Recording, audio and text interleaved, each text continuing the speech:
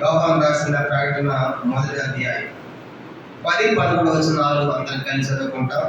యోహాను రాసిన ప్రకటన గ్రంథం మొదటి అధ్యాయము 10-11 వచనములు మనం కలిసి చదువుకుంటాం. ప్రభు దినమందు ఆక్రోషంగా ఉండగా గోలతోనటి గొప్ప స్వరము, నీవు చూచినది పుస్తకంలో రాసి ఎఫెసు, స్మరణ, పెర్గము, తుయతైర, సార్దీస్, ఫిలదెల్ఫియా, లవోదికయ అనే 7 సంఘములకు పంపుమని చెప్పడం నా వెనుక వింటిని. ఆ ఎఫెసు సంఘం మనం చూసాము, కనుక ప్రేమను పోగొట్టుకున్న సంఘం. స్మరణ సంఘం చూసాము, శ్రమలు వెళ్ళే సంఘం. పెర్గమ సంఘం చూసాము, లోకంతో రాజీపడిన సంఘం. తుయతైర సంఘం చూసాము, లోకంతో కలిసిపోయిన సంఘం. సార్దీ సంఘం చూసాము, జీవించి ఉన్నామన్న పేరు మాత్రం ఉంది కానీ మతమైన సంఘంగా ఉంది. ఫిలదెల్ఫియా చూసాము, అది సహోదర ప్రేమ ఉండి సువార్తను ప్రకటించిన సంఘంగా మనం చూసాం. ఈరోజు ఆఖరిది లవోదికయ సంఘం అనే సంఘాన్ని మనం చూడబోతున్నాం. కాబట్టి 7వది లవోదికయ, ఆఖరిది. దీని గురించి 3వ అధ్యాయము, ప్రకటన 3వ అధ్యాయము 14 నుంచి 22 దాకా చెప్పబడింది. అది మార్చి చదువుకుంటాం. యోహాను రాసిన ప్రకటన గ్రంథము, యోహాను రాసిన ప్రకటన గ్రంథం 3వ అధ్యాయము 14 నుంచి 22 దాకా ఈ సంఘం యొక్క సంగతులు చెప్పబడ్డాయి. మనం మార్చి చదువుకుంటాం. 14 నుంచి చదువుతాను, 15 నుంచి చదువుతాం. లవోదికయలో ఉన్న సంఘపు దూతకు ఇలాగు రాయము, ఆమేన్ అనేవాడును, నమ్మకమైన సత్యసాక్షి, దేవుని సృష్టికి ఆదివైన వాడు చెప్పు సంగతులు ఏమనగా,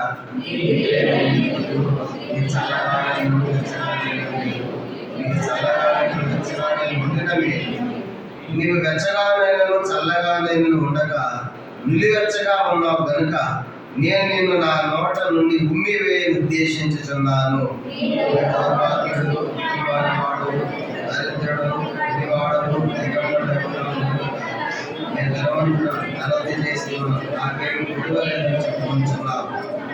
నీ ధన సమృద్ధి చేసి కొన్నట్లు అగ్నిలో పుట్టవేయబడిన బంగారము నీ దిశమల సిగ్గుకలు కనపడకూడనట్లు ధరించుకున్నట్టు తెల్లని వస్త్రములను, నీకు దృష్టి కలిగినట్లు నీ కన్నులకు కాటుకను నా యొద్ద కొనమని బుద్ధి చెప్పుచున్నాను.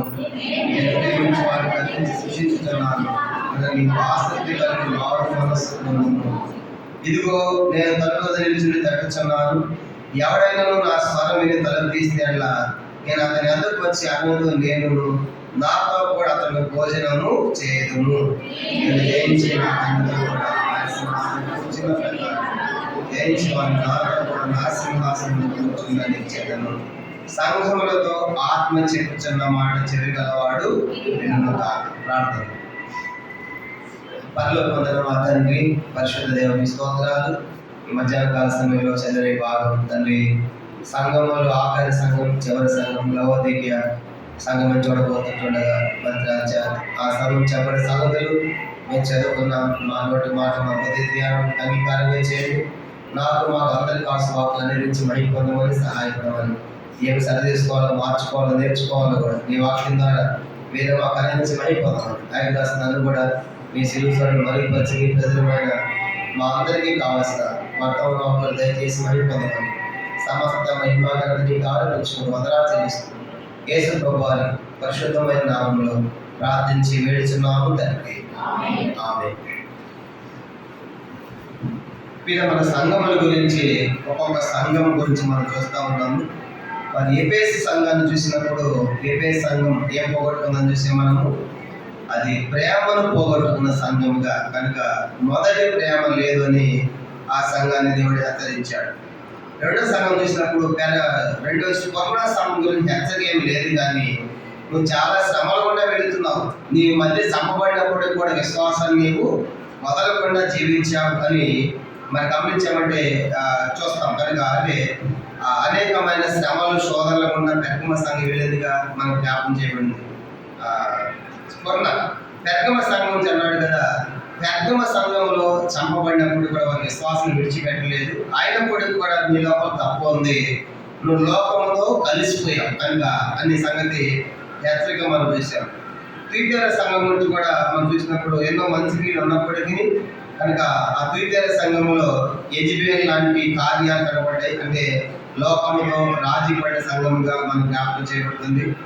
ఆ తర్వాత సార్థి సంఘాన్ని మనం చూసాము. సార్థి సంఘం అన్నది జీవించున్నామన్న పేరైతే ఉంది కానీ మృతమైన స్థితిలో ఉంది, జీవాన్ని పోగొట్టుకున్న సంఘముగా అది మనం జ్ఞాపకం చేసుకున్నాం.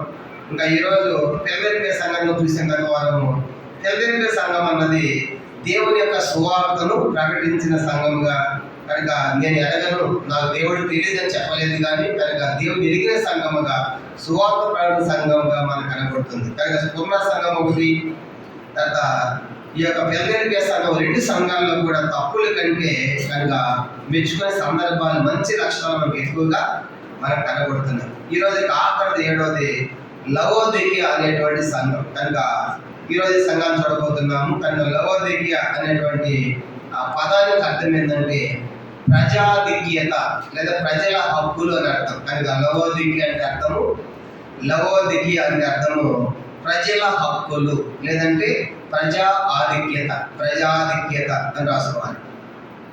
లవోదికియా అంటే ప్రజల హక్కులు లేదా ప్రజాధిక్యత అనే అర్థం వస్తూ ఉంది. మొత్తము లవోదికియా అనే పట్టణాలు పేరు కలిగినవి బైబిల్లో మనకు 6 కనబడతాయి. కనుక 6, ఈ పేరు మీద 6 ఉన్నాయి. కానీ ఈ అధ్యాయంలో ఉన్నటువంటి పట్టణం, ఈ యొక్క లవోదికియా అనేటువంటి పట్టణము లైకస్ అనేటువంటి ఒక నది మీద కట్టబడిందిగా మన చరిత్రలో కనబడుతుంది. లైకస్ అనే నది మీద కట్టబడింది.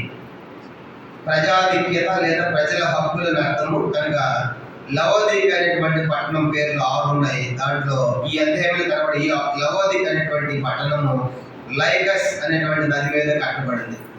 సిరియా రాజు అయిన అంతియోకస్ అనేటువంటి రాజు తన భార్య అయినటువంటి లవోడిన్ అనేటువంటి భార్య ఉంది. లవోడిన్ అనే భార్య పేరు మీద ఈ పట్టణానికి లవోదికియా అనే పేరు పెట్టాడు. కనుక ఎవరైనా ఆ సిరియా రాజు అంతియోకియాకు సంబంధించిన మనం చూస్తున్నాం కదా పౌలు ప్రయాణాలు. కనుక సిరియా దేశంలోని అంతియోకియా అనేటువంటి రాజు తన భార్య అయిన లవోడికన్ అనేటువంటి భార్య పేరు మీదే ఈ పట్టణానికి లవోదికియా అనే పేరు పెట్టినట్టుగా చరిత్రలో మనకు అర్థమవుతుంది.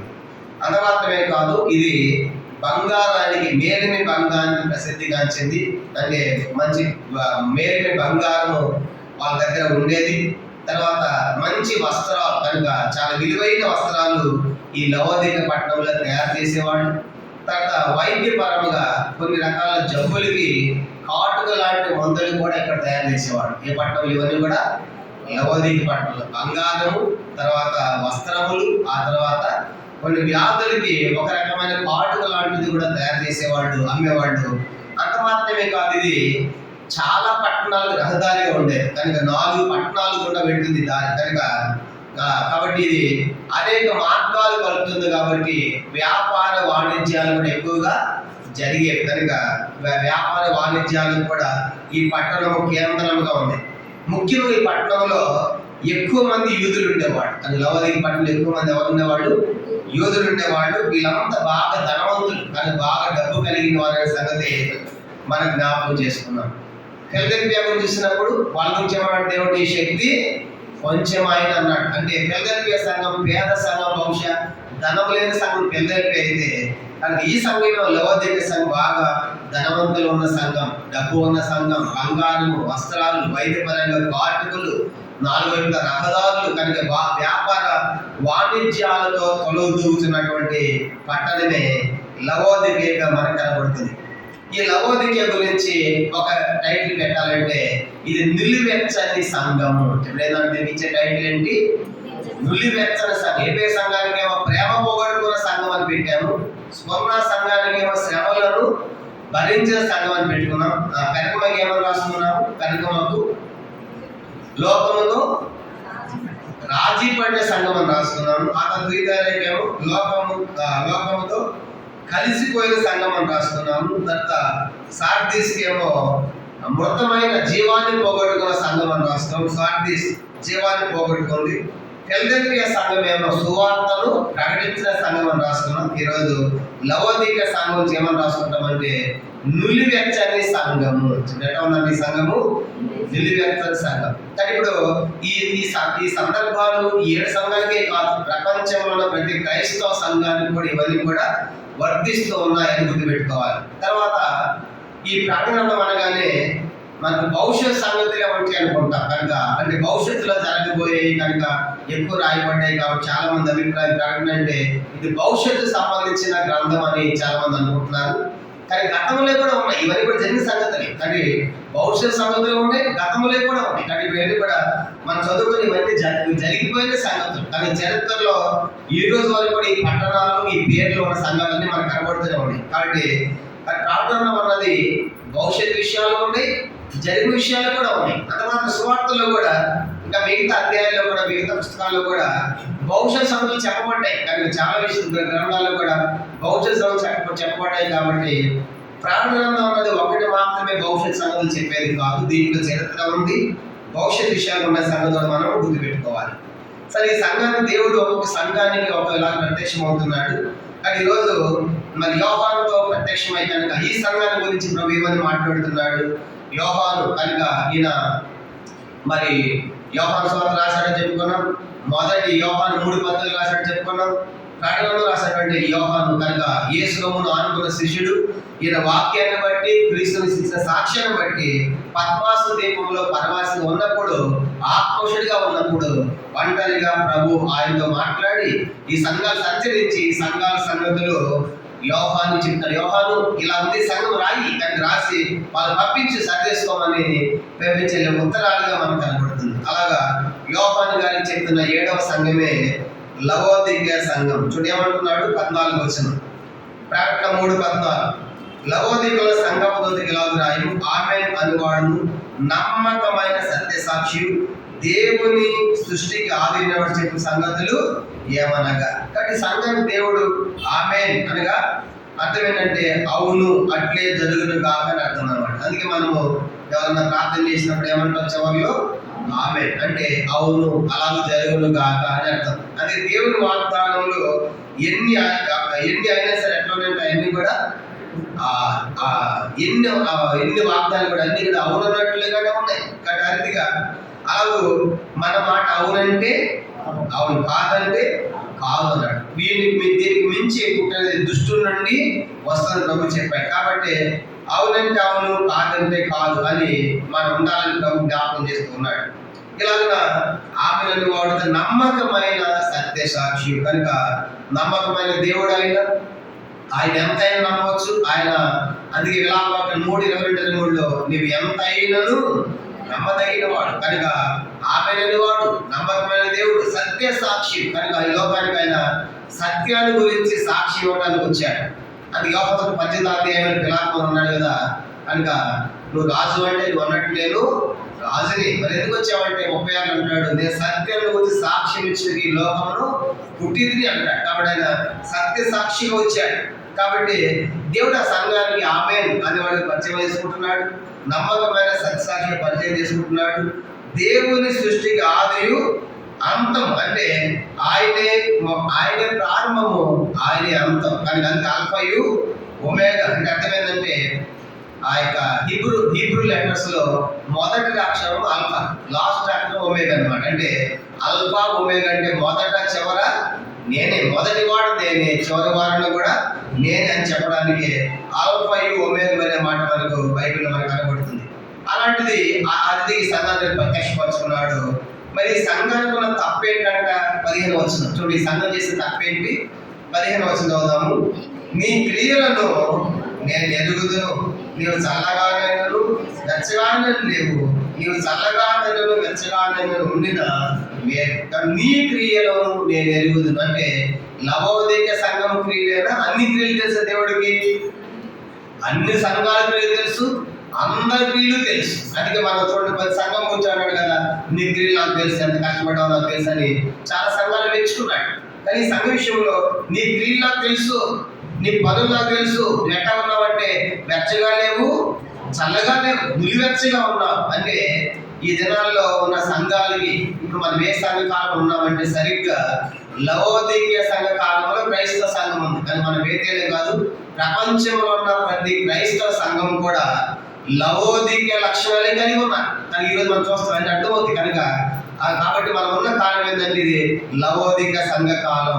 కాబట్టి లవోదిక సంఘ లక్షణాలు మన లోపల లేకుండా ఉండాలి. దీంట్లో ఒక్క మంచి లక్షణం కూడా ప్రభు మెచ్చుకున్నట్టుగా మనకు కనపడదు. కనీసం ఒక్కటి కూడా ఈ సంఘాన్ని మెచ్చుకోలేదు. కారణం ఏంటంటే ఈ సంఘం అంటే నీ క్రియలు నాకు తెలుసు కనుక, నీ పనులు నాకు తెలుసు, నువ్వు ఎట్లా ఉన్నావంటే నువ్వు చల్లగాను లేవు వెచ్చగాను లేవు. చల్లగా వెచ్చగా ఉంటే మేలంటే అర్థం ఏంటి? మనం కొన్నిసార్లు అంటాం కదా, కనుక చల్లగానే వెచ్చగానే ఉంటే మేలంటే, చల్లగా ఉండడం అంటే వెచ్చగా ఉండడం అంటే దేవుడు నమ్ముకోవడం అనుకో, దేవుడు నమ్ముకోవడం అర్థం అనుకో.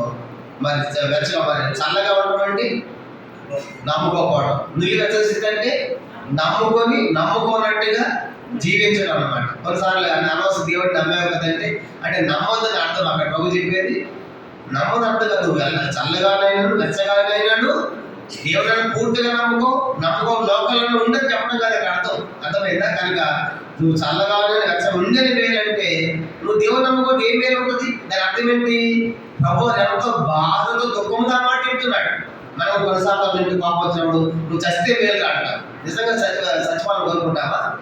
కానీ అంటాం అట్లాగా, నువ్వు చస్తే మేలు అంటావు అంటే అర్థం ఏంటి? బాధ లోపల ఆ బాధ అట్లా ఉంటుంది. కనుక బాధ అట్లా ఉండి నువ్వు చస్తే మేలు అంటా కానీ నిజంగా సాగుగా అది అర్థం ఏంటి? కనుక ఇక్కడ కూడా ప్రభు నువ్వు వెచ్చగానే చల్లగానే ఉంటే నువ్వు లోకంలో ఉండు, ఇవన్నీ రాకుండా ఉంటే మేలు అర్థం కాదు. కనుక దాని అర్థం అది కాదు. కానీ నువ్వు చల్లగానే వెచ్చగలిగిన అర్థం ఏంటంటే ఎంతో దుఃఖంతో వేదనతో బాధతో ప్రభు ఈ మాట పలుకుతున్నాడు. ఈ యొక్క లవోదిక పట్టణానికి పైన మరొక నది ఉండేది. కనుక హియరపోలి అనేటువంటి ఒక పట్టణం ఉండేది లవోదిక పైన. అక్కడ నుంచి ఆ పట్టణం నుంచి వేడి నీళ్లు ప్రవహించకుండా వచ్చాయంట. హియరపోలి అనేటువంటి పట్టణము దీని పైన ఉండేది. అక్కడ నుంచి వేడి నీళ్లు ప్రవహించుకుంటూ వచ్చి ఈ లవోదికి వచ్చినప్పటికీ ఆ నీళ్ళంట నులివెచ్చగా మారిపోయాయంట. వేడి నీళ్ళు కదా ప్రవహించి వేడిని తగ్గి నులివెచ్చగా అయిపోయి చూడడానికి అసహ్యంగా ఉండి ఉమ్మివేయడం కూడా పనికిరొచ్చే కాదంట నీళ్ళు. కనుక ఆ రీతిగా ఈ పట్టణం ఉంది. ఇది చరిత్ర.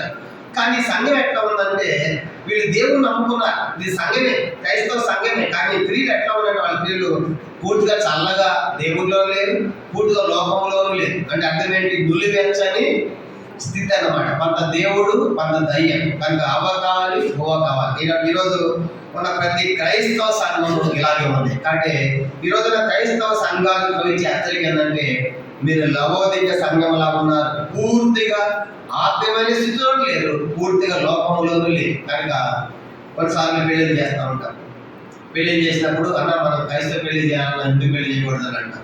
ఏమమ్మా చేస్తామంటే మరి ఏమనుకోతాం, లాస్ట్ మాత్రం దండలు ఉంటేనే కాలు కొట్టకూడదు అని అంటాం. మీరు ఇది ఎందుకంటే ఇది చేత తప్పదన్న మాకు కొన్ని ఆ పెళ్లి చేయకూడదు కుదరదు. కనుక ఏసో నమ్మకం ఎందుకు పెళ్లి చేస్తే క్రైస్తవ పెళ్లి చేయాలి. మళ్ళీ పాటించే పద్ధతులు అన్నీ కూడా చెప్పండి. మరి నిందు ఆచారం అంటే అర్థం ఏంటి?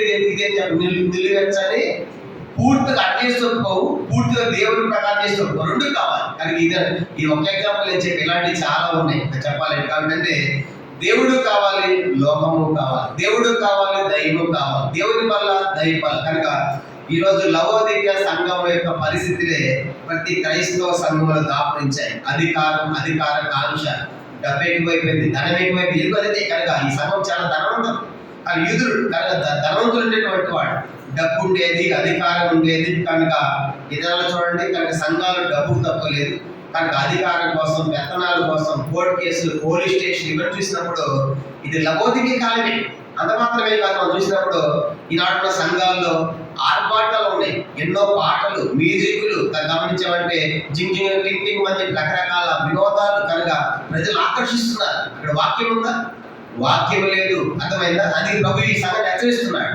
కానీ దినాలు ఉన్న సంఘాలు లవోదిక సంఘంలాగా ఉన్నాయి. అంటే పూర్తిగా ఆత్మీయమైన స్థితిలో లేవు. ఒక మాట చెప్పాలంటే తన పైకి భక్తి గల వారి వల్ల ఉండి దాని శక్తిని ఆశ్రయించిన వారు 2 తిమోతి 3:5 ప్రభు చెప్పాడే. కానీ పౌలు ద్వారా కనుక అదే స్థితిలో ఉన్నాయి. అందుకే ఇప్పుడు అంటాడు కదా, నువ్వు చల్లగా లేవు, వెచ్చగా లేవు, నులివెచ్చగా ఉన్నావు. కానీ ఏమంటాడు దేవుడు? ఇంకా అంటే నులివెచ్చగా అంటే దేవుడు నమ్మకం అర్థం కాదని బాధతో వేదనతో మాట్లాడే మాట. కథవాలు వచ్చింది, నీ వెచ్చగానైనను చల్లగానైనను ఉండక నులివెచ్చగా ఉన్నావు కనుక నేను నా నోట నుండి ఉమ్మివేయ ఉద్దేశించుచున్నాను. ఉమ్మివేసేది ఎవరంట? ఉమ్మివేసేది ఎవరు? ప్రభువే. అర్థమైంది? తూ అని కూర్చోంట. అర్థమైందా? కనుక దాన్ని ఉమ్మేశాడు మన మీద, మనకి ఎంత కోపం వస్తుందో కదా. ఒకసారి బస్సులో పోతుంటే వాడు ఊస్తే కూడా గాలి వచ్చి పడితే కోపం కొట్టేస్తాడు. వచ్చి బుద్ధి లేదు ఎట్లా నీవేస్తాను, ఉమ్మేస్తాను. కావాల్సి ఉమ్మేస్తే కనుక అంటే ఎప్పుడు ఉమ్మేస్తాము? ఉమ్మేసిన మళ్ళీ బయటికి ఉమ్మేసిన మళ్ళీ తీసుకుంటాం వెనక దాన్ని తీసుకోం అంటే అసహ్యం కదా. కనుక అంటే దేవుడు ఆ సంఘాన్ని అంటే నాకు అసహ్యం అయిపోయింది, చూ నీ బతుకాలంటే వాళ్ళ భాష చెప్పాలంటే అంటే అట్లా మాట్లాడుతున్నాడు. నా నోట నుండి ఉమ్మివేది అనుకుంటున్నాను. నీ బతుకలా ఉంది కనుక పూర్తిగా లోకంలో లేవు, పూర్తిగా దేవుళ్ళు లేవు కనుక నులిగత్త స్థితిలో ఉన్నావు. కాబట్టి నా నోట్లను ఉమ్మివేసేది ఎప్పుడంటే అసహ్యమైనప్పుడు, నోట పనికి రాంది తూ అని వస్తాను. అలా దేవుడు అంటాడు కదా, నేను నా నోట నేను ఉమ్మివేయ ఉద్దేశిస్తాను. అంటే దేవుడు ఎంత బాధ ఉండాలి, ఎంత అసహ్యమైపోయి ఉండాలి. ఆ సంఘం యొక్క క్రియలు ఆలోచించండి. ఎంత అసహ్యమైతే, ఎంత బాధ అయితే ఆ మాటలో మాట్లాడుతున్నాడో మనం చూస్తాం. ఆ దేవుడే నేను ఉమ్మివేయను ఉద్దేశించుతున్నాను అని ఎంత భయంకరమైన హెచ్చరికలు ఏ సంఘానికి చెప్పలేదు. ఈ సంఘానికి ఇచ్చిన హెచ్చరికలు మరి ఇతర సంఘానికి చెప్పలేదు. ఇంకేమంటున్నాడు 17వ వచనం, నీవు దౌర్భాగ్యుడవును కనుక చాలా విషయాలు చెప్పాడు. ఒకటి, నువ్వు దౌర్భాగ్యుడు అంటే అర్థం ఏంటంటే ఓడిన స్థితిలో, ఓడిపోయిన స్థితి. దౌర్భాగ్యం అంటే ఏంటంటే అర్థము ఓడిపోవడం అంటే దౌర్భాగ్యం అనే స్థితి అంటే ఓడిపోయిన స్థితి. నువ్వు పాపం చేస్తా ఉన్నావు, ఓడిపోతున్నావు. కానీ పాపంలో పడి ఓడిపోయావు. కానీ అయ్యో పాపులని ఎట్లా బయటికి రావాలి అని కేక నీ లోపల లేదు కనుక నువ్వు దౌర్భాగ్యుడిగా ఉన్నావు అని రోమపత్రిక చూడండి. రోమపత్రిక 7వ అధ్యాయం పౌలు అంటాడు కదా, పాపంలో పడేటట్టు నీవు మళ్ళీ బయటికి రావాలనే కేక లేదు నీకు. దాంట్లో ఆనందిస్తున్నావు, దాంట్లో జీవిస్తున్నావు. రోమపత్రిక 7వ అధ్యాయము 24 చదువుతున్నాను. రోమపత్రిక 7వ అధ్యాయం 24, 25 వచనాలు. రోమపత్రిక 7వ అధ్యాయం 24, 25 వచనాలు. అయ్యో నేను ఎంత దౌర్భాగ్యుడను, ఇంటి మరణములోను శరీరం నన్ను ఎవడు విడిపించును. మన ప్రభు యేసుక్రీస్తు ద్వారా దేవునికి కృతజ్ఞతాస్తుతులు చెల్లించున్నాను. కాగా మనస్సు విషయంలో నేను దైవ దీవములకు శరీర విషయంలో పాపని దాసునై ఉన్నాను కనుక అయ్యో నేను దౌర్భాగ్యుడు అంటున్నాడు. ఇంకేమన్నా పౌలు గారు ఇక్కడ మాట్లాడాడు కదా, నన్ను ఎవడు విడిపించును అన్నాడు. చూడండి, అయ్యో నన్ను అదే 24 అన్నాడు కదా, అయ్యో నేను ఎంత దౌర్భాగ్యుడను, ఇది మరణంలోనూ శరీరాన్ని ఎవడు విడిపించండి క్యాపిస్తున్నాడు. కనుక ఈరోజు లవోదికయ సంఘం పాపంలో ఉంది, ఓడిపోయింది. కానీ పాపం నుంచి బయటికి రావాలనే కేకలే. కారణం ఏంటంటే ఆ పాపంలోనే ఆనందించే సంఘంగా సంతోషించే వారు ఉన్నారు. కాబట్టి తన స్థితి గమనించడం, అయ్యో నేను పాపంలో ఉన్నాను అని గ్రహించి కూడా జీవిస్తూ ఉంది లవోదికయ సంఘం. అందుకన్నాడు కదా, నువ్వు దౌర్భాగ్యుడు. మనం కూడా యేసు వారిని ఈ లోకం వరకు నమ్ముకున్నాం అనుకోండి, ఈ లోకం వరకు జబ్బు పోయిందేను, అనారోగ్యం పోయిందేను, లేదా నేర్చుకుని నమ్ముకుంటే ఏదైనా వస్తుందను నమ్ముకున్నాం అనుకోండి. మనం కూడా ఏమంటే 1 కొరింథీ పత్రిక 15వ అధ్యాయం, ఈ లోకం కోసం నమ్ముకుంటే మనం కూడా దౌర్భాగ్యుని. 1 కొరింథీ పత్రిక 15వ అధ్యాయం 19వ వచనం. 1 కొరింథీ పత్రిక 15వ అధ్యాయము 19వ వచనం చదువు. 15-19. ఈ జీవిత కాలం మట్టుకే మనం క్రీస్తును నిరీక్షించు వారమైన మనుషులందరికంటే దౌర్భాగ్యం. కనుక యేసు ఎందుకు నమ్ముకున్నాం? ఈ జీవిత కాలం మట్టుగా ఈ జబ్బు పోయిందైనా, ఈ రోగం పోయిందైనా, కారు ఇస్తాడైనా, బిల్డింగ్ ఇస్తాడైనా, స్థలం ఇచ్చాడు, పొలం ఇచ్చాడైనా, ఆకలి సహాయం చేశాడని ఎందుకు నమ్ముకున్నాం? ఈ లోకం వరకు నమ్ముకుంటే నువ్వు దౌర్భాగ్యుడివే. కానీ మనం నమ్ముకుని వేసుకో ఈ లోకం వరకు కాదు, ఏ లోకానికి? పరలోకానికి సంబంధించిన ఈ లోక అశాశ్వత నశించిపోయేది. కాబట్టి నేను శాశ్వత రాజ్యానికి వెళ్ళాలి, యుగయుగాలు దేవునితో ఉండాలి. ఈ లోకంలో ఈ వ్యాధులు, అనారోగ్యాలు, జబ్బులు ఎప్పుడు ఉండేవి కనుక ఇవి పోతే నమ్ముకోకూడదు.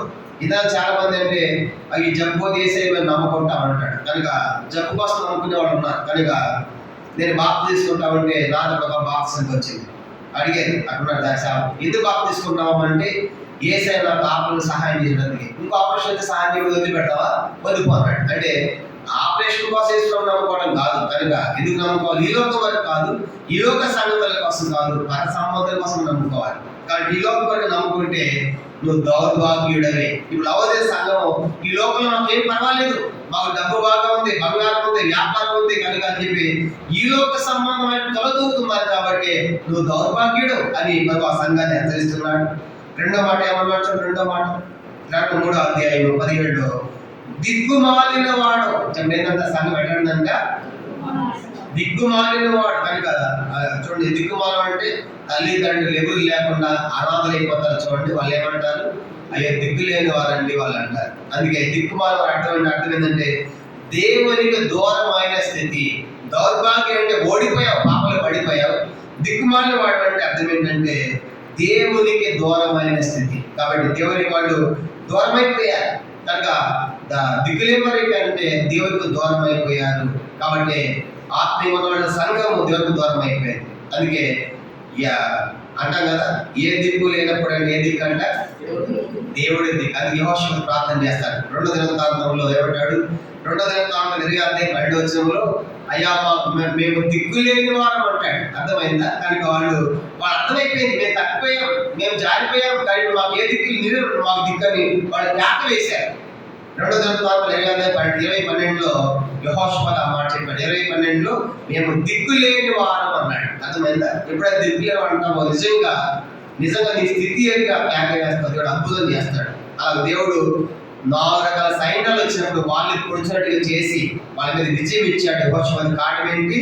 తను గుర్తించాడు, దేవుడికి దూరం అయిపోయాను, నేను ఆహాబుతో 1000 మంది అను. కాబట్టి ఆహాబుతో 1000 మంది కనుక ఇలాంటి కార్యాలు కనుక యెహోషువ తర్వాత చేస్తాడు. కనుక తను ఎక్కడ తప్పిపోయాడో తెలుసుకున్నాడు. అందుకే దేవా నేను దిక్కు లేని వారం ఈరోజు మనం జ్ఞాపకం వేయాలి. కనుక రెండవది సంఘము నువ్వు దిక్కుమాలిన వాడు అంటాడు. కానీ ఇవన్నీ కూడా చాలా కష్టమైన పదాలు.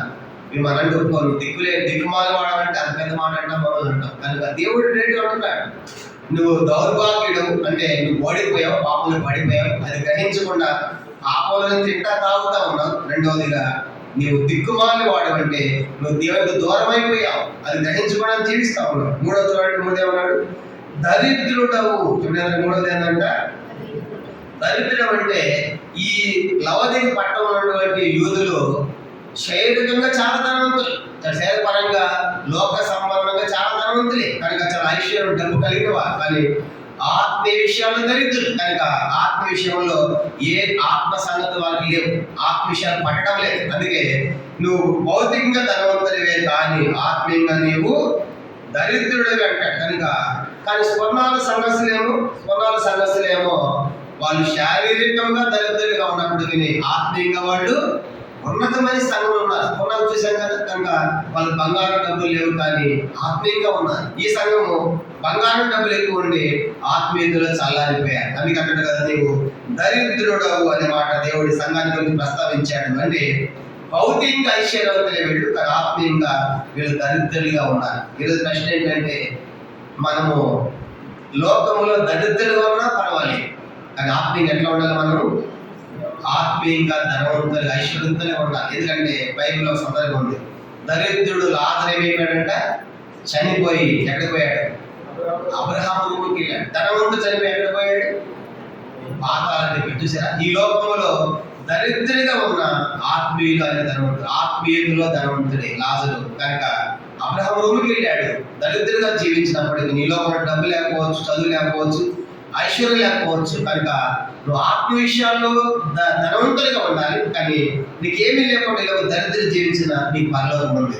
అట్లా సంపాదించిన లాదు. కానీ ధనవంతుడు తిని తాగి మంచి వస్త్రాలు సుఖపడతా చూడగా ధనవంతుడిగా జీవించి అన్ని అనుభవించి సుఖాలు చనిపోయాడు.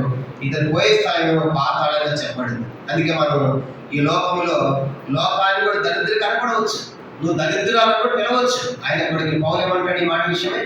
మేము దరిద్రులు ఉన్నప్పటికీ కూడా అనేక ఐశ్వర్యం కలిగిస్తున్నాం. 2 కొరింథీ పత్రిక 6వ అధ్యాయం. అట్లా మన బ్రతుకులు ఉండాలి.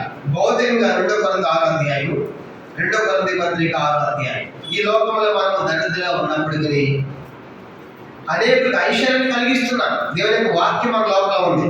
2 కొరింథీ పత్రిక 6వ అధ్యాయం 8-10 కలిసి చదువుదాము. 2 కొరింథీ పత్రిక 6వ అధ్యాయం 8-10. ఘనత వలన సుఖీత దుష్కీత వలన దేవుని పరిచారం ఉండి అన్ని స్థితుల్లో మమ్మల్ని మేము వ్యక్తించుకొచ్చున్నాం. మేము మోసగాడమైనట్టు సత్యవంతులము, తెలియబడని వారమైనటువంటి బాగుగా తెలియబడిన వారం, చనిపోవచ్చున్న వారం ఎదుగో బ్రతుకుచున్నాం, శిక్షించబడలేదు చంపబడిన వారం, దుఃఖపడిన వారమైనట్టు ఎల్లప్పుడూ సంతోషించు. చదవండి, దరిద్రమైనటువంటి అనేకులకు ఐశ్వర్యము కలిగించువారు, ఏమీ లేని వారి సమస్తమును లోకాన్ని మీరు దరిద్రత కనపడవచ్చు, మా లోపల ఐశ్వర్యం ఉంది, ఈ మట్టి ఘట్టంలో మహిమైశ్వర్యం దేవుని యొక్క వాక్యం ఉంది. కాబట్టి అర్థమైంది, లోకాన్ని మీరు దరిద్రత కావచ్చు, మా లోపల మహిమైశ్వర్యం. ఈ లోకంలో అలాగే మనం బ్రతకాలి. ఉన్న సంఘం వల్లే లోకంలో మనం దరిద్రంగా ఉండవచ్చు, కానీ ఆత్మ విషయాలు మనము ధనవంతులుగా ఉండాలి అని ప్రభు కోరుతున్నాడు. కానీ ఈ సంఘ విచారం ఏంటంటే, భౌతికంగా ధనవంతులు ఉన్నారు కానీ ఆత్మ విషయాలు వీళ్ళు దరిద్రులుగా, దరిద్రుడు అని చెప్పాడు. ఇంకేమంటున్నాడు ఈ సంఘంతో? 3వ అధ్యాయము 17వ వచనం. మొదటిది దౌర్భాగ్యుడు అనగా మరి ఓడిపోయిన స్థితి, పాపంలో పడిపోయిన స్థితి. రెండవది దిక్కుమాలిన వాడు, దేవునికి దూరమైన స్థితి. మూడవది దరిద్రుడు అంటే అర్థము మనం గమనించాలంటే ఆత్మీయ విషయాల్లో దరిద్రులు ఉన్నారు, శరీరపరంగా ధనవంతులు ఉన్నారు. నాలుగవది గుడ్డివాడవును. చూడండి, నాలుగవది ఏంటంటే వాళ్ళు గుడ్డివారు అంటే వీళ్ళకి ఆత్మీయమైన నేత్రాలు లేవు. ఏ నేత్రాలు లేవంట? ఆత్మీయమైన నేత్రాలు లేవు. నేత్రాలు ఉన్నాయి కానీ భౌతికంగా ఆత్మీయ నేత్రాలు లేవు. కారణం ఏంటి? 2 కొరింథీ పత్రిక 4వ అధ్యాయం 4లో చెప్పబడింది. 2 కొరింథీ 4:4 ఈ యుగ సంబంధమైన దేవత అవిశ్వాసులైన వారి మనోనేత్రములకు గుడ్డితనము కలిగేశాడు. అర్థమైంది. కాబట్టి వీళ్ళు భౌతికంగా కనపడుతుంది చూస్తున్నారు కానీ ఆత్మీయ సంగతులు గ్రహించలేకపోతున్నారు. ఆత్మీయ నేత్రాలు వాళ్ళు వెలిగించబడలేదు. అది మనం పాడుతాం కదా, నా మనోనేత్రము తెరసనక. మనోనేత్రాలు వెలిగించబడాలి, ఆత్మీయ నేత్రాలు వెలిగించబడాలి. కనుక అందుకే నువ్వు గుడ్డివాడు అంటే కళ్ళు లేకుండా ఏమి లేని వాడు, కళ్ళు ఉన్నాయి అది ఏంటంటే ఏమి లేవంటే వాళ్ళకి ఆత్మీయ నేత్రాలు లేవు. భవిష్యత్ సంఘం గురించినటువంటి అవగాహన వాళ్ళ మీద వాళ్ళు కోల్పోయారు.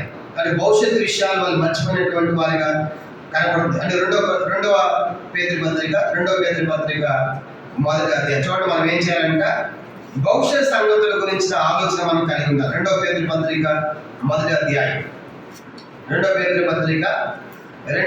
పత్రిక 1వ అధ్యాయము 5 నుంచి 9 దాకా నేను చదువుతున్నాను. ఇవన్నీ లేకపోతే మనం గుడ్డివాళ్ళం అయిపోతాం. 2వ పేతురు పత్రిక 1వ అధ్యాయము 5 నుంచి 9 వచనాలు. 5 ఆ హేతు చేతనే మీ మట్టుకు మీరు పూర్ణ జాగ్రత్త గలవారై మీ విశ్వాసమును సద్గుణమును జ్ఞానమును ఆశ నిగ్రహమును సహనమును భక్తిని సహోదర ప్రేమను దయను ఆమర్చుకోండి. ఇవి మీకు కలిగి విస్తరించిన యెడల అది మన ప్రభు యేసుక్రీస్తును గురించిన అనుభవ జ్ఞాన విషయంలో మిమ్మల్ని సోమరులైనను నిష్ఫలులైనను కాకుండా చేయును. ఇప్పుడు 9 అందరూ చదువుదాం. 9వ వచనం. ఇవి ఎవరికి లేకపోయిందో వాడు తన పూర్వ పాపలకు శుద్ధిగా సంగతి మర్చిపోయి గుడ్డివాడును, దూరదృష్టి వాడు గుడ్డివాడు. అవన్నీ ఉండాలి, అవన్నీ కలిగి ఉంటే నువ్వు గుడ్డివాడు కాదు. అవన్నీ ఇప్పుడు ఈ సంఘం కోల్పోయింది. లవోదిక సంఘం మంది నువ్వు గుడ్డివాడు, దూరదృష్టి లేనటువంటి గుడ్డివాడికి జీవిస్తామని ఈ సంఘాన్ని దేవుడు హెచ్చరికలు మనకు జ్ఞాపకం చేయబడతాయి. చూడండి, 1 యోహాను పత్రిక 2వ అధ్యాయం. ఏంటి గుడ్డితనం అంటే? 1 యోహాను పత్రిక 2వ అధ్యాయము 11వ వచనం.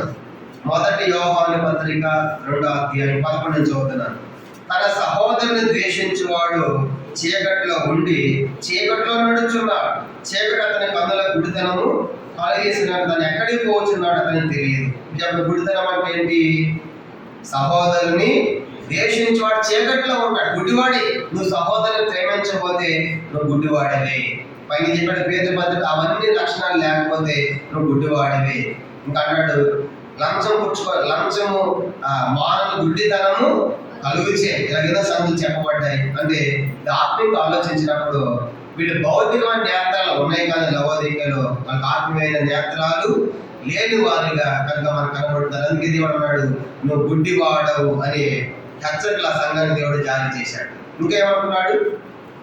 ప్రకటన 3వ అధ్యాయము 17వ వచనంలో దిగంబరుడవై ఉన్నావని ఎరుక. ఇంకా దిగంబరత్వం అంటే బట్టలు కోల్పోయిన స్థితి. కనుక దిగంబరుడుగా ఉన్నావు అర్థమైంది. కనుక దిగంబరత్వం అంటే నువ్వు దిగంబరుడు లాంటి వస్త్రములు లేని స్థితి. వీరికి బాహ్యమైన వస్త్రాలు ఉన్నాయి కానీ ఆత్మీయమైన వస్త్రాలు లేవు. కనుక దిగంబరుడు వస్త్రాలు లేకుండా తిరగట్ల, బట్టలు లేకుండా తిరగడం లేదు. కానీ వాడు బట్టలు ఉన్నాయి, భౌతికమైన వస్త్రాలు, ధనవంతులుగా మంచి వస్త్రాలు ఫేమస్ అయ్యి. కానీ లవోదిక మంచి వస్త్రాలు కట్టుకుంటున్నారు కానీ ఆత్మీయమైన వస్త్రాలు లేవు. ఆత్మీయ వస్త్రాలు ఏంటి? 1 పేతురు పత్రిక 5వ అధ్యాయం 5వ వచనం. ఆత్మీయమైన వస్త్రాలు. మొదటి పేతురు పత్రిక చూడండి ఏంటంటే ఆత్మీయమైన వస్త్రాలు. మొదటి పేతురు పత్రిక 5వ అధ్యాయము 5వ వచనం. చిన్నారా మీరు పెద్దలకు లోబడి ఉండి మీరందరూ ఎదుటి వారి దేన మనస్సు అనే వస్త్రమును ధరించుకొనుడి. చెడియ వస్త్రం అంటే ఇది దేన మనస్సు తగ్గించుకోండి అనేది వస్త్రం. కాబట్టి అదే కనుక అది ఆత్మీయమైన వస్త్రం. ఆత్మీయ వస్త్రం అంటే దేన మనస్సు తగ్గించిన వస్త్రం నీకు ఉండాలి. యోగ రాష్ట్ర ప్రకటన గ్రంథము 19. ఇంకే వస్త్రాలు ఉండాలి మనకి? ప్రకటన గ్రంథము దేన మనస్సు వస్త్రం ఉండాలి. ప్రకటన 19వ అధ్యాయం 8వ వచనం. ప్రకటన 19వ అధ్యాయము 8వ వచనం. ఆమె మరియు ఆమె ధరించుకున్న ప్రకాశములను నిర్మలమైన సన్నపు నారబట్టలు ఇవ్వబడింది. ఏంటవి? అవి పరిశుద్ధుల నీతి క్రియలు. ఏంటి బట్టలు అంటే పరిశుద్ధత, నీతి అనే వస్త్రాలు. కాబట్టి ఆత్మీయంగా ధ్యానమనసిన వస్త్రం ఉండాలి, ఆత్మీయంగా పరిశుద్ధ అనే వస్త్రం ఉండాలి, ఆత్మీయంగా నీతి అనే వస్త్రాలు వాళ్ళకి లేవన్నమాట. యోబు గ్రంథం 29వ అధ్యాయం. ఇంకే వస్త్రాలు ఉండాలి మనకి? యోబు గ్రంథం. ఇవన్నీ కూడా ఆత్మీయమైన వస్త్రాలు. దేన మనస్సు, పరిశుద్ధత, నీతి. అది యోబు గ్రంథం 29వ అధ్యాయము 14వ వచనం. యోబు గ్రంథము 29వ అధ్యాయము 14వ వచనం చదువుతున్నాను. నేను నీతిని వస్త్రముగా ధరించుకొని ఉంటిని కనుక అది నన్ను ధరించెను. నా న్యాయ ప్రవర్తన నాకు వస్త్రము బాగాయాయను. అర్థమైంది? యోబు అంటాడు 29:14 యోబు గ్రంథంలో న్యాయ వస్త్రం, న్యాయంగా జీవించడం అది వస్త్రం, దీన మనసు తగ్గించుకోవడం అది వస్త్రం, పరిశుద్ధత అది వస్త్రం, నీతి వస్త్రం. ఇవన్నీ కూడా ఈ ఆత్మీయమైన వస్త్రాలు లేవు అంటే వాళ్ళు దిగంబరులుగా ఉన్నారు. ఇలాగా ఎన్నో సంగతులు మనం చూస్తాం.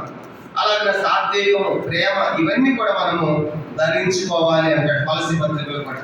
కానీ ఇప్పుడు సంఘానికి హెచ్చరిక ఏంటంటే నీవు మరి దిగంబరుడుగా ఉన్నావు అంటే అర్థం ఏంటంటే శరీరపరంగా వస్త్రాలు ఉన్నాయి కానీ ఆత్మీయ వస్త్రం. నీలో దీనత్వం లేదు, నీలో పరిశుద్ధత లేదు, నీలో నీతి లేదు, నీలో న్యాయ ప్రవర్తన లేదు, నీలో సాత్వికం లేదు, నీలో ప్రేమ లేదని దేవుడు ఈ సంఘాన్ని హెచ్చరిస్తూ ఉన్నాడు. కానీ ఇప్పుడు ఎన్ని సంగతులు చెప్పాడు? 5 సంగతులు చెప్పబడే వాళ్ళు. ఒకటేంటి? దౌర్భాగ్యుడు అనగా మరి ఓడిపోయి పాపలు పడిపోయిన వారు. రెండవ దిక్కుమాలిన వారు అంటే దేవునికి దూరం అయిపోయిన వారు. మూడవదిగా దరిద్రుడు అంటే ఆత్మీయ విషయాల్లో దరిద్రుడు, భౌతిక ధనవంతుడు, ఆత్మీయ దరిద్రత. నాలుగవది గుడ్డివాడు అంటే పనులు ఉన్నాయి కానీ ఆత్మీయ నేత్రాలు లేవు. 5వదిగా దిగంబరుడు అంటే వస్త్రాలు ఉన్నాయి కానీ ఆత్మీయమైన వస్త్రాలు లేని వారు ఉన్నారు. అది ఎరుక ఎట్లా ఉందంట? 17 నేను ధనవంతుడను, ధనవంతు చేసి ఉన్నాను, నాకేమీ కొదువు లేదని చెప్పి పొందుతున్నాను. అదనమాట. ఇప్పుడు సంగతి ఏమంటుందంటే నేను ధనవంతుడను, నాకు నమ్మికే తగ్గదు, నా వస్త్రాలు, వ్యాపారం, బంగారం, కాటు కనుక ఏదో స్థానంలో సంపాదించాడు వాడు. ఇవన్నీ కలిగి ఉండి నేను ధనవంతుడను, నేను ధనవంతు చేస్తున్నాను, నాకేమీ తక్కువదివా అని చెప్పుకుంటున్నారు. మనం కూడా చూడండి, ఒకప్పుడు ఎట్లా ఉన్నారంటే కొన్ని సంవత్సరాలు కూలి గుడిసెల్లో ఉన్నాం, పెంకుల్లో ఉన్నాం, రేకుల్లో ఉన్నాం. ఇప్పుడు ఏమైపోయింది? అందరూ కూడా మంచి బిల్డింగ్లు. ఒకప్పుడు సైకిల్, ఆటోలు, రిక్షాలు. ఇప్పుడేమందరికి కార్లు, బైకులు, నెక్స్ట్ బైక్ కూడా కొట్టాలేమో. మన ధనవంతులు బయట కూడా ఉన్నాయి కానీ ధనవంతులకి అర్థమైందా? ఏమంటారు? మేము ధనవంతులు, మాకేం తక్కువ. ఒకప్పుడు గుడిసిపోయిందనమాట, ఇప్పుడు మేము బిల్డింగ్లు కడుతున్నాం కానీ మాకేం తక్కువ లేదు. కాబట్టి ఈరోజు ఇది వ్యక్తిగతంగా సంఘంలో కూడా, సంఘాలు కూడా అంతే. సంఘాలు ఒకప్పుడు ఎంత దరిద్రంగా ఉండేవాడు, దరిద్ర పరిస్థితులు ఉండి లేక నడిపించేవాడు. ఈరోజు సంఘాలు డబ్బుకేం తక్కువ లేదు. అర్థమైందా? సంఘాల్లో కూడా సమృద్ధిగానే ఉంది. వ్యక్తులు సమృద్ధినే, వ్యక్తులకి సమృద్ధి, సంఘాలకి సమృద్ధి. అందుకే ఇదే కాలం అంటే లవోదికియా సడన్గా మాకు దేవుడు ఎందుకు? కానీ మాకు డబ్బు ఉంది కనుక, మాకు జబ్బు వస్తే హాస్పిటల్ ఉంది కనుక, మా దగ్గర డబ్బు ఉంది కాబట్టి జబ్బు వస్తే పక్కనే కామన్ ఉంది కాబట్టి అడిపోతేనేమో రెహబోత్ పక్కనే యశోద ఉంది, మలక్పేట యశోద ఉంది. కానీ మాకు పర్వాలేదు, మాకు దేవుడు అవసరం లేదు. అర్థమైందా? అలా అనుకుంటున్నారండి. ఇది నా కీర్తన 52వ కీర్తన. అందుకే డబ్బు నమ్ముతున్నారని దేవుడు నమ్మడం వల్ల. కీర్తన 52వ కీర్తన అదే అంటాడు. 52వ కీర్తన చూడండి 7వ వచనం. 52వ కీర్తన 7వ వచనం. ఇదిగో దేవుని తనకు దుర్గముగా ఉంచుకొనక తన ధన సమృద్ధిని నమ్మికించి తన చేటును బలపరుచుకునే వాడి వీడియని చెప్పుకునే వాడిని చూసి నవ్వుతురు. దేవుని దుర్గం కాదంటే వాళ్ళ ధనవంతులకి డబ్బే మాకు దుర్గం, కానీ మా డబ్బు మాకు కోట, మాకు ఎంత డబ్బు ఉంది కనుక మాకు దేవుడు ఎందుకు? డబ్బు ఉంటే జబ్బు వచ్చినా మాకు హాస్పిటల్స్ ఉన్నాయి అని దేవుని ఎందుకు రావడం లేదండి. అందుకంటాడు కదా, నేను ధనవంతుడు చెప్పుకున్నారంట. తర్వాత ధనవృద్ధి చేసినాను, నాకేమీ పొదువు లేదని ఈ సంఘం కనిపిస్తోంది. అనగా ఏ సంఘం ఇది? లవోదిక సంఘం. దేవుడు ఇన్ని చట్టాలు చేస్తా ఉంటే నువ్వు అనుకుంటున్నావు నేను చాలా ధనవంతుడిని, నేను ధన సమృద్ధి చేసి ఉన్నాను, ఎంత సంపాదించే వెనకేశాను కాబట్టి నాకేం పర్వాలేదు అనుకుంటున్నాను.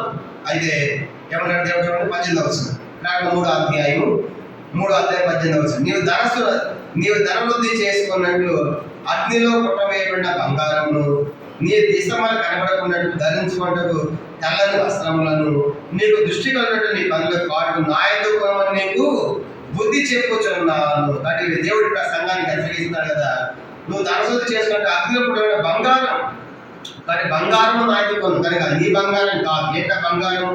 బంగారం అంటే ఇది విశ్వాసానికి గుర్తుగా ఉంది. 1 పేతురు పత్రిక 1వ అధ్యాయం చూడండి. బంగారం అంటే అది విశ్వాసానికి పోలిక చూస్తాం. 1 విశ్వాసానికి పోలిక. 1 పేతురు పత్రిక 1వ అధ్యాయం 7వ వచనం. 1 పేతురు పత్రిక 1వ అధ్యాయం 7వ వచనం, నశించుకో సువర్ణము అగ్ని పరీక్షలు సిద్ధపరచబడుతున్నది కదా, దానికంటే అమూల్యమైన విశ్వాసము శోధన చేత పరీక్ష నిలిచినదై యేసుక్రీస్తు ప్రత్యక్షమైన మెరుగుడు మహిమ కంటకాడు కారణం కనుక దానికంటే అమూల్య బంగారం కంటే అమూల్యమైన విశ్వాసం. కానీ ఇక్కడ అంటాడు కదా, మీ బంగారం ఉంది కానీ విశ్వాసం లేదు. కనుక బంగారం విశ్వాసానికి పోలినట్టు మనం చూస్తాం. మరొకటి బంగారము వాక్యాన్ని గుర్తు. కీర్తన 119వ కీర్తన మీద బంగారం ఉంది కానీ బంగారాన్ని వాక్యం లేదు. వాక్యానికి మీరు అవకాశం ఇట్లా విశ్వాసం లేదు.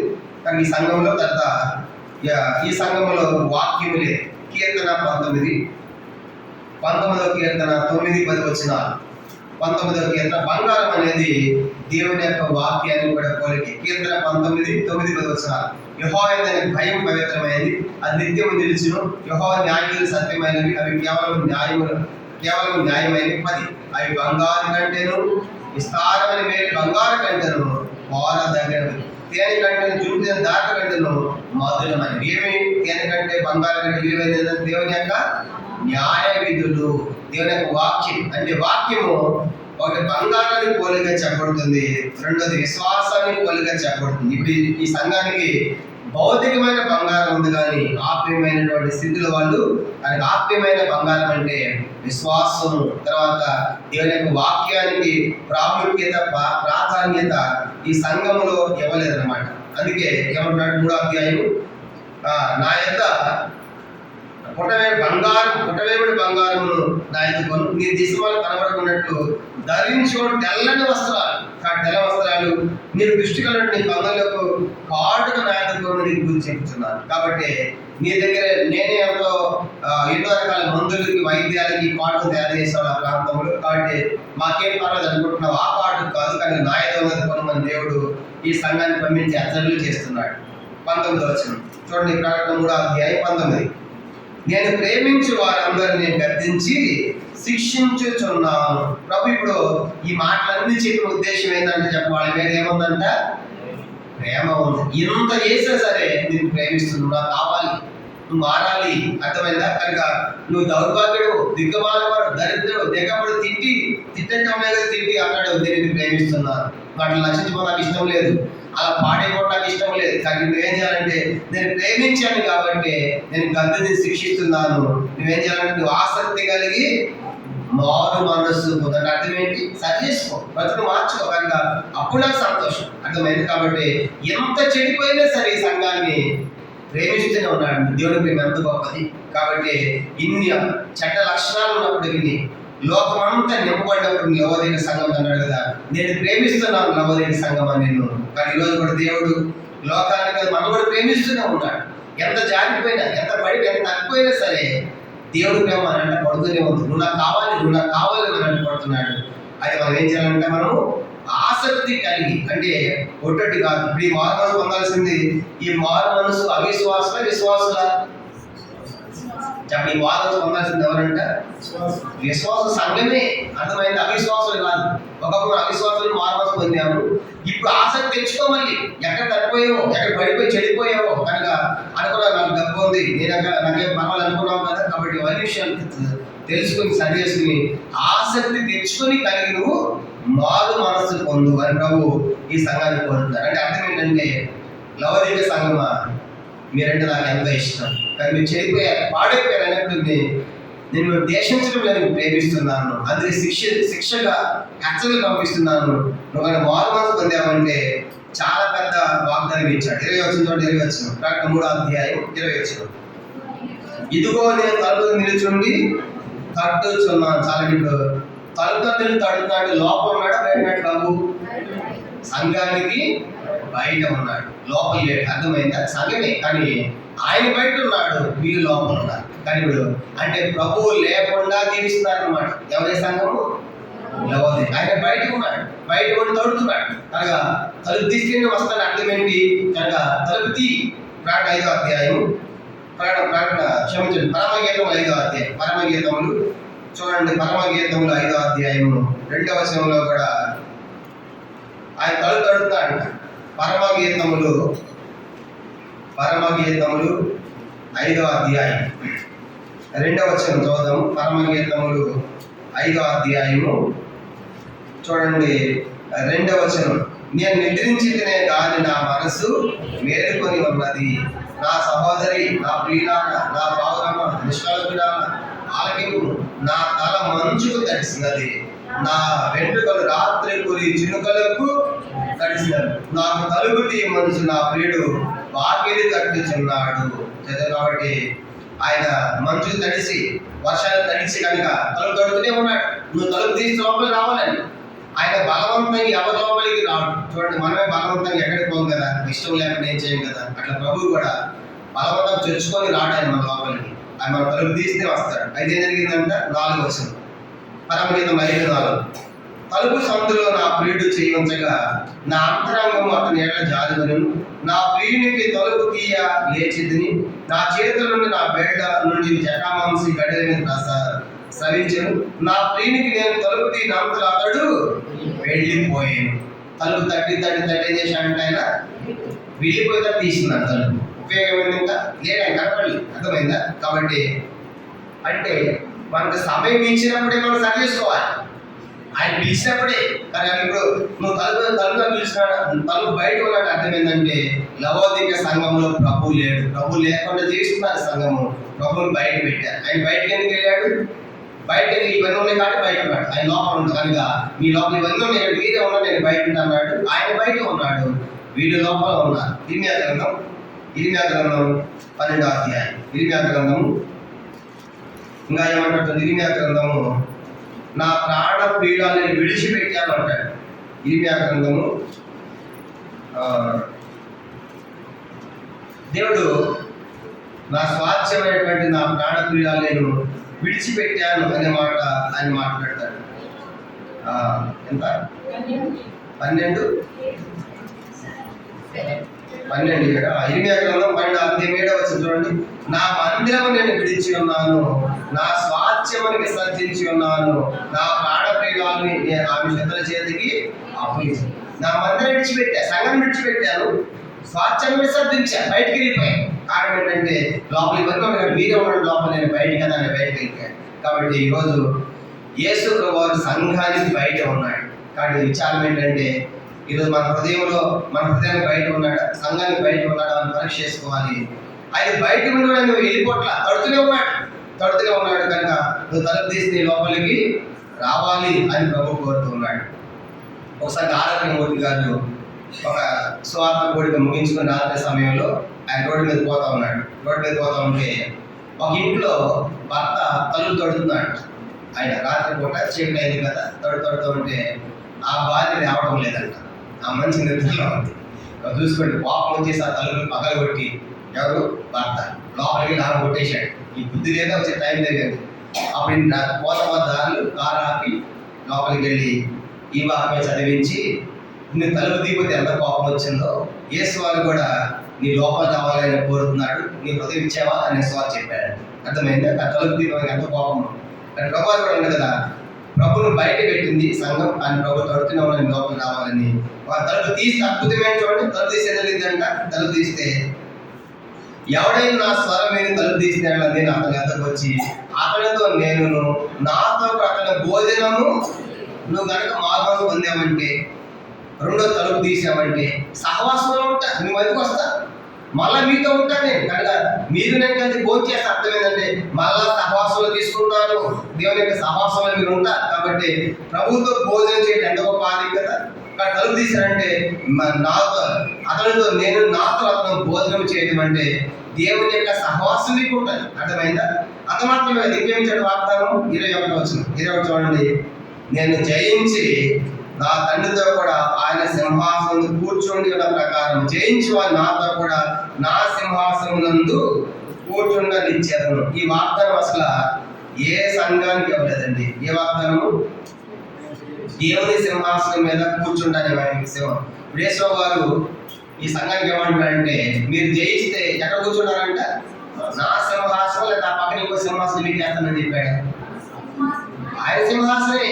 అర్థమైందంటే ప్రభు యొక్క ప్రక్కలో కూర్చుంటారు. ఉదాహరణ చూడండి, ఇప్పుడు ఫరో ఉన్నాడు. ఫరో వెళ్ళిన తర్వాత యోసేపు రాజు చేశాడు, కానీ ఫరో సింహాసనం ఇవ్వాల, ఆయనకు సింహాసనం ఇచ్చాడు. దానియేలు కూడా రాజు అయ్యాడు, ఆయనకు కూడా ఆయనకు సింహాసనం ఇచ్చాడు. అంటే ఎవరు కూడా వాళ్ళ సింహాసనం ఇవ్వడానికి ఏం కూడా ఇష్టపడరు అనమాట. ఏంటంటే వాళ్ళ సింహాసనం ఇవ్వడానికి ఇష్టపడరు. అర్థమైందా? కాబట్టి పరలోకం కూడా మనం చూసినప్పుడు కనుక, కానీ పరలోకం ప్రభు అంటాడు కదా, నా సింహాసనం మీద నిన్ను కూర్చుని ఇచ్చాను. ఎంత వాగ్దానం ఇది. ఎంత చెడిపోయిన సంఘానికి ఎక్కడ కూర్చొని అవకాశం జరిగింది చెప్పండి? ఈ వాగ్దానం మిగతా సంఘానికి కూడా ఎంతది అద్భుతమైన ప్రేమించాడు ఈ సంఘాన్ని. కాబట్టి ఈ సంఘం చేయాల్సిన పని ఏంటి? ఒకటి, నువ్వు ఆసక్తి కలిగి మారు మనస్సు పొందాలి. కనుక ముందు చెప్పాడు కదా నువ్వు, కనుక బంగారం అంటే విశ్వాసం, వాక్యం, కనుక వాక్యం కలిగి ఉండాలి, మారు మనస్సు పొందాలి, తలుపు తీయాలి, ప్రభుని చేర్చుకోవాలి. అవి భోజనం చేస్తాం. భోజనం చేయడమే కాకుండా ఏంటంటే ఆయనతో కూడా ఆయన సింహాసనం మీద కూర్చుంటాం. గొప్ప వాగ్దానము ఈ లవోదిక సంఘానికి ఇచ్చాడు. ఎందుకు ఒక వాగ్దానం మరే సంఘానికి అవ్వలేదు. కాబట్టి ఈ మధ్యాహ్న ప్రశ్న ఏంటంటే, మనం లవోదిక సంఘ కాలంలో ఉన్నాము.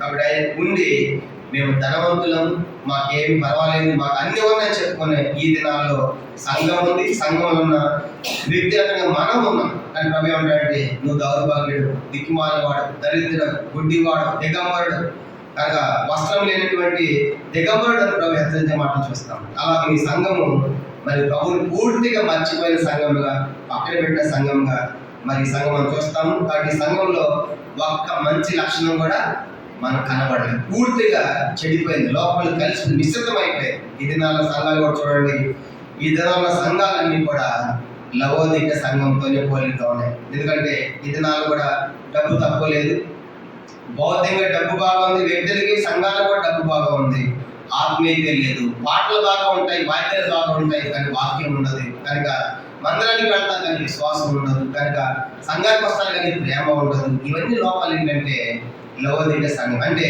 నువ్వు చల్లగా లేవు, వెచ్చగా లేవు, పూర్తిగా లోకంలో లేవు, పూర్తిగా దేవుళ్ళు వెచ్చగా ఉన్నావు. రెండు కావాలి. అక్కడ వచ్చినప్పుడు ఆ పాట, ఇక్కడ వచ్చినప్పుడు ఈ పాట, రెండు పాటలు ఉన్నావు. అందుకే నేను నా నోట వచ్చి ఉమ్మి వేస్తాను. అర్థం ఏంటంటే, నేను చూసాక అసహ్యం అయిపోయింది అని చెప్పే సంఘం అని చెప్పి ఇంత గద్దించిన ప్రభు అంటాడు కదా, నేను ఇది ప్రేమిస్తున్నా, అందుకే శిక్షిస్తున్నా, మార్పు పొందు, తలుపుకి లోపలికి వస్తాను, నాతో భోజనం చేస్తావు. భోజనం చేయడమే కాదు, నాతో పడి సింహాసనం మీద కూర్చొని. అర్థం ఏంటి? సింహాసనం మీద కూర్చొని వాళ్ళు ఏం చేస్తారు? సింహాసనం మీద కూర్చొని వాళ్ళు ఏం చేస్తారు? రెండు చేస్తారు. ఒకటి రాజ్య పరిపాలన చేస్తారు, రెండో తీర్పులు తీరుస్తారు. అర్థమైందా? సింహాసనం మీద ఒకటి రాజ్యం పరిపాలిస్తారు, కనుక నా అధికారం మీకు ఇస్తారు. సింహాసనం మీద కూర్చొని రెండవదిగా మీరు తీర్పు కూడా తీరుస్తారు. అంత గొప్ప ఆధిక్యతలు ఈ సంఘానికి ఇచ్చారు. కాబట్టి ఇంత చెడిపోయిన సంఘానికి ఇన్ని గొప్ప ఆధిక్యతలు ఇచ్చారు. కానీ ఈ దినాల్లో కూడా ఉన్న సంఘములన్నీ కూడా, ఇది ఒక లవోదిక సంఘమే కాదు, ఒక బేతేలే కాదు, ప్రపంచంలో ఉన్న ప్రతి క్రైస్తవ సంఘం ఈరోజు ఇలాగే ఉన్నారు. ఎలా ఉన్నా లవోదికీయ సంఘం, అందుకే ఇది లవోదికీయ సంఘ కాలం. అన్ని ఉన్నాయి కానీ ఆత్మీయత లేదు. అన్ని ఉన్నాయి కానీ అధికారాల కోసం, పెత్తనాల కోసం మనం చూస్తున్నాం కదా. కనుక మరి మందిరాలు వాయిద్యాలు అట్టహాసంగా మైకులు కనుక మ్యూజిక్లు ఇవన్నీ ఎక్కువైపోయినాయి కానీ పాటలు ఎక్కువైపోయినాయి కానీ వాక్యం లేదు, ప్రార్థన లేదు, ఆత్మీయత లేదు, ప్రేమ లేదు, విశ్వాసం లేదు, వాక్యానికి ఇచ్చే అవకాశం లేదు. ఇవన్నీ తగ్గిపోయిన దినాల్లో ఉన్నాము. కానీ ఇవన్నీ ఆలోచించినప్పుడు ప్రభు, నేను లవోదికీయ సంఘాలలో నేను వ్యక్తిగతంగా ఉండకుండా నేను సరిచేసుకోవాలని ఆసక్తి మార్గం పొందాము. మనం హృదయంలో చేర్చుకుందాము. ప్రభుత్వం కలిసి భోజనం చేస్తాము. భవిష్యత్తులో ఆయనతో కలిసి ఆయనతో పాటు ఆధిపత్యాలు కూడా మనము చేయము కాక. ప్రభుత్వ వాక్యాన్ని దీవించము కాక. ఆమె మోకరించండి. ప్రార్థన. ఈ వాక్య వెలుగులో మన వ్యక్తిగత జీవితాలు సఫర్ చేసి ప్రభుకి అప్పగించుకుంటాము. దేవుడి వాక్యం ద్వారా ఒక్కొక్క రోజు ఒక్కొక్క సంఘాన్ని గురించి మనం చూస్తూ వచ్చాము. ఈరోజు ఉన్న సంఘం లవోదికీయ సంఘం. అది వెచ్చగాను లేదు, చల్లగాను లేదు. అంటే నువ్వు లోకంలో ఉండు, దేవుళ్ళలో ఉన్న అర్థం కాదని అర్థం. లోకం ఉంటే నీకు ఏముంటుంది అంటే బాధ అంటున్నాడు అన్నమాట. లోపల వచ్చావు కానీ నిలువెచ్చగా జీవిస్తున్నావు. కాబట్టి నాకు అసహ్యం అయిపోయింది, ఉమ్మి వేయాలనుకుంటున్నాను. నా నోట వచ్చే ఉమ్మితో మీ మీద వేస్తాను. మలాకి 2:5 చెప్పాడు, మీ మీద పేడ వేస్తానని చెప్పాడు యాజకులతో. ఇది పేడ కంటే అసహ్యం, అందులో ఉమ్మి వేస్తానంటున్నాడు. కాబట్టి మధ్యాహ్నం కారణం ఏంటంటే దౌర్భాగ్యులుగా పాపలు ఓడిపోయావు కాదు, దిక్కుమాలు వాడుగా దేవుని దూరం అయిపోయావు కాదు, దరిద్రులుగా భౌతిక అన్నీ ఉన్నాయి కానీ ఆత్మీయతలో దరిద్రులు ఉన్నావు కాదు. అది మాత్రమే కాదు, గుడ్డివాడు కన్నులు ఉన్నాయి కానీ ఆత్మీయ సంగతులు అర్థం కావటం లేదు. ఆత్మీయ నేత్రాలతో ఆత్మీయమైన భవిష్యత్ విషయాల్లో ఎరిగిన వారు ఉంటున్నారు. దిగంబరుడు అంటే మంచి వస్త్రాలు కట్టుకున్నాం కానీ దేని మనిషి వస్త్రం లేదు. పరిశుద్ధ అనే వస్త్రం, నీతి అనే వస్త్రం, న్యాయం అనే వస్త్రం, ప్రేమ జాలనే వస్త్రాలు లేవు కానీ ఇవన్నీ ఆత్మీయ వస్త్రాలు. కాబట్టి నా ఎత్తుకోను పొట్టవేపు బంగారం అంటే విశ్వాసం, వాక్యము.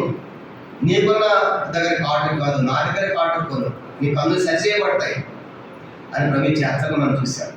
అలాగా ఒక తీర్మానం చేసుకుని ఆయన పాలనలో మనం పాల్గొందాం. ప్రార్థన.